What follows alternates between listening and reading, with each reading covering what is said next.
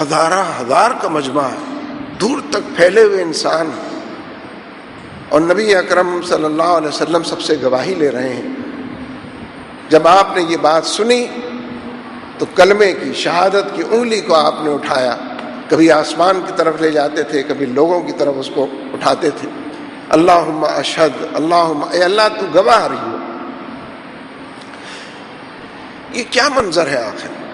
یہ محض تاریخ کا ایک واقعہ ہے، یہ محض سیرت کے حوالے سے ایک قابل ذکر قرینہ اور سلیقہ ہے۔ نبی اکرم صلی اللہ علیہ وسلم کی زندگی کا ہر لمحہ قابل اتباع ہے۔